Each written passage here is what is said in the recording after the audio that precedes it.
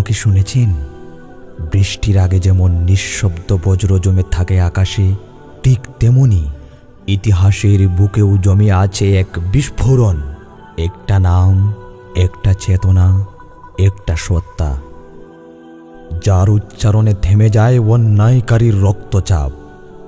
যে নাম শুনলে খেপে ওঠে ক্ষমতার প্রসাদ, সে নাম জমিয়ত। জমিয়ত কোনো নির্বাচন কেন্দ্রিক স্লোগান নয়, এটা ইতিহাসের বুক ফুঁড়ে জেগে ওঠা এক সাদা বিপ্লবের নাম।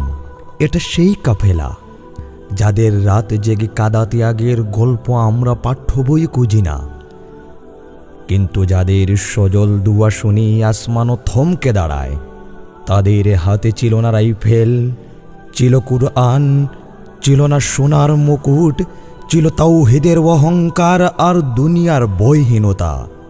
তাদের ইতিহাস নেই ফেসবুকের পাতায়, তাদের ইতিহাস খোদাই করা আছে কারাগারের দেয়ালে, রিমান্ড রুমের নীরবতায়, হাজতের কাঠগড়ায় লেখা কান্না ভেজা জবানবন্দিতে।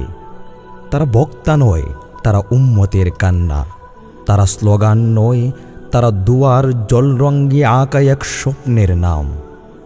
তারা মঞ্চে চিৎকার করে না, তারা মাটির নিচে থেকেও জাতিকে জাগিয়ে তোলে। আজকের প্রজন্ম জানে না এই নামের পেছনে কত কান্না, কত রক্ত, কত নিঃস্ব চোখের জল মিশে আছে।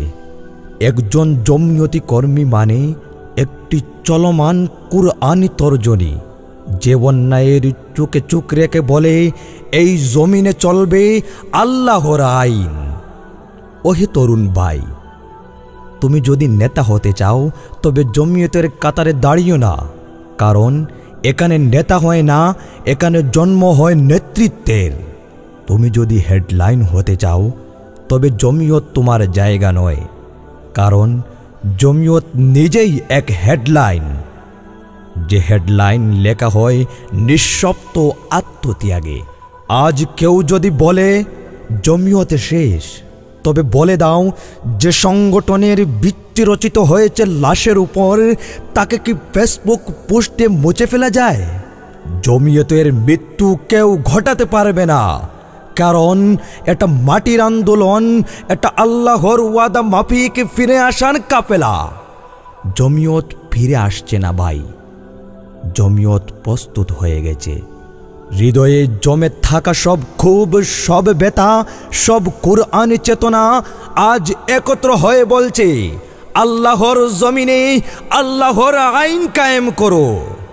জমিয়ত মানে গর্জন নয়, জমিয়ত মানে বজ্রপূর্ব নিঃশব্দ প্রস্তুতি। জমিয়ত মানে নেতৃত্ব নয়, জমিয়ত মানে নেতৃত্ব গড়ার কারখানা।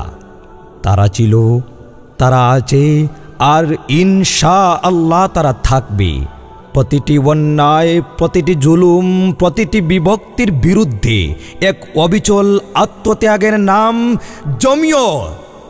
জমিয়ত জেগে উঠেছে, পথে নেমেছে এবং এবার থামবে না।